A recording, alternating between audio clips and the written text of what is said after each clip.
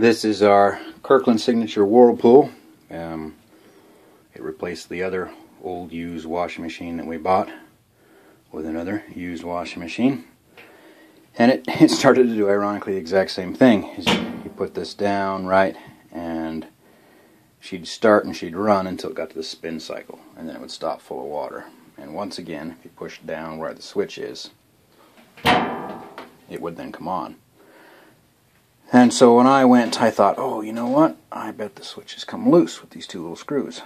So, got the screwdriver out. Yeah, well, it turns out it came loose because the plastic crapola mounting hardware has broken off. So now we need to get the switch out of there and see if we can figure out how to make her run, somewhat permanently without having to buy a switch. Buying a switch is pretty cheap, it's pretty easy off a Whirlpool, but I detest things like this. This is stupid engineering. Make that thing out of some sort of nylon, it wouldn't have broken. 2 tin mounting tabs and it wouldn't have broken. But no, it's made out of old milk cartons and crap. So in order to get this apart, there's a screw straight down in the back of this corner, straight down in the back of this corner. You then pull this forward a little bit, and it'll tip up out of the way. At that point,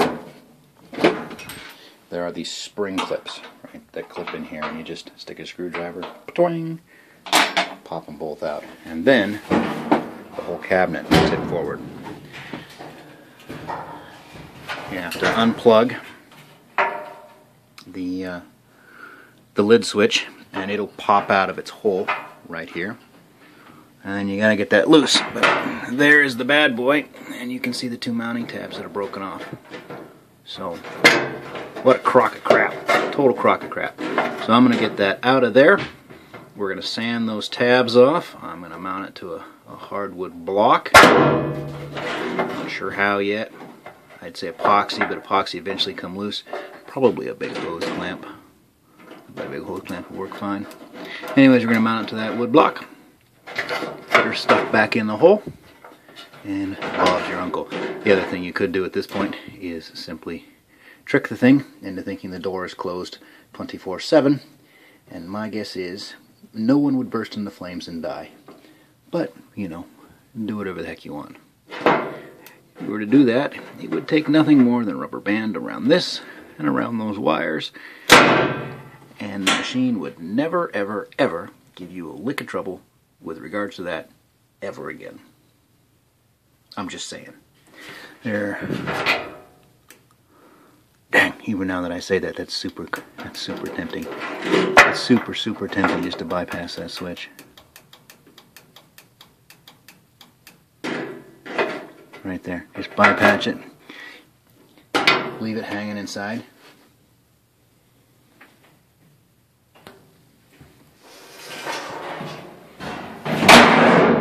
I mean, the reason they do it is because spin cycle, reach in there. I got a 6-year-old. If we're going to do this crappy, let's at least do it crappy right. This is what I whipped up. Here's the switch. Here's my wooden block. I'm going to hold it down to the wooden block with a pair of tabletop clips. Just angle brackets. Because they're tipped up, it'll put a lot of pressure down right there. I cut a small groove in this piece of wood to match up with the groove in the case, which will prevent this thing from backing up, which is basically what caused this problem in the first place. These 2 screws, which came in right at the level, you can see where I've sanded this off flat, right at the level there. So it does mean that I'll have to drill my holes. The screws are going to bite a little bit into the wood and a little bit into the switch, but I don't care. But what happened is the screws backed off, this thing backed up and started to tip, and then I think that leverage, combined with the fact that this is made, from recycled pool toys and condoms, rather than actual dinosaur juice plastic, I think that's what killed her off. So this will get mounted in there like that. I'll pre-drill my 2 holes. Like I said, they'll be half in the wood, half in the plastic. We'll see about that. That could be a design flaw on my part. But then we'll go get her mounted back in. As far as the thickness, I just sort of eyeballed it. It's about 1/2 inch. It really doesn't matter, because as long as the screws are in that layer between the plastic and the wood, I suppose you could try to epoxy this. I might have put some epoxy on top, but you know, the old screw holes used to end flush. I thought I had a screw kicking around here. I guess I don't. You know, they used to be flush, right? The screws came in. So you're going to automatically set the thing at the proper level using that way. So you don't have to really worry. Other than you don't want your wood to be too thick that it won't fit in the case. But this should be fine. It's a little longer for sure, but you notice it's not as wide as the switch. So I'll get her screwed together.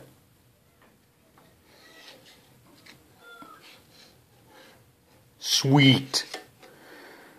I started out by drilling screw holes, you know, by hand, because measurements are for sissies, into the wood, and I figured, well, what harm could it possibly be to move it down a little bit, and then I don't have to worry about the plastic cracking. And then I saw that, yeah, this thing's got quite a bit of movement. I'm really going to need every little ounce that I can get.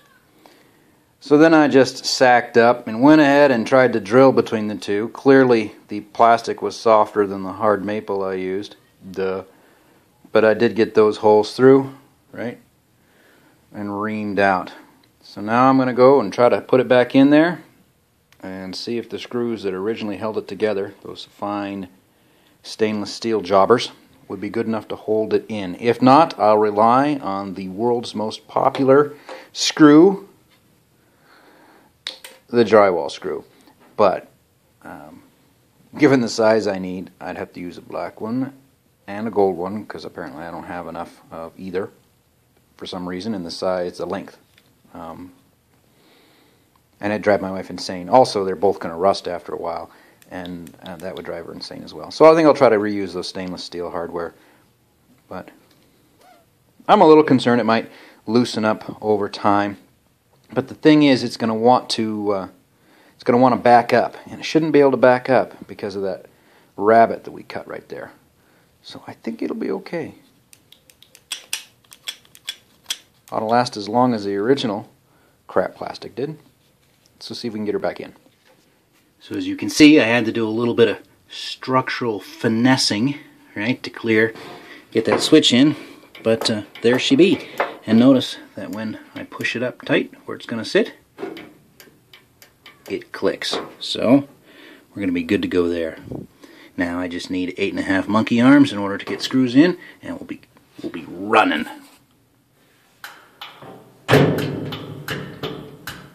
There it is.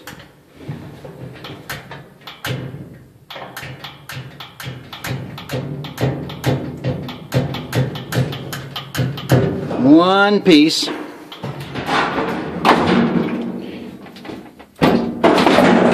of lowest bidder crap held together with screws and maple trees and ingenuity and desperation and just being a cheap bastard. So what I do is put it back together.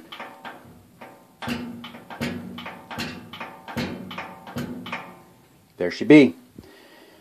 One switch repaired for all eternity, I suppose, or until the next thing breaks. It is worth noticing, or mentioning, I should say, that when I went to screw it and bolt it in, I ended up using the holes, the lower holes that I drilled in the wood in the first place, rather than the holes between the two, because, yeah, that's just what ended up lining up for whatever reason. So, it works. It's fixed. Didn't cost me a thing, except time. Wet laundry. Thanks for watching. Proof is in the pudding. Yeah. See? And now the pudding's not in your shorts. If they can make it, you can break it. If you can break it, you can usually fix it.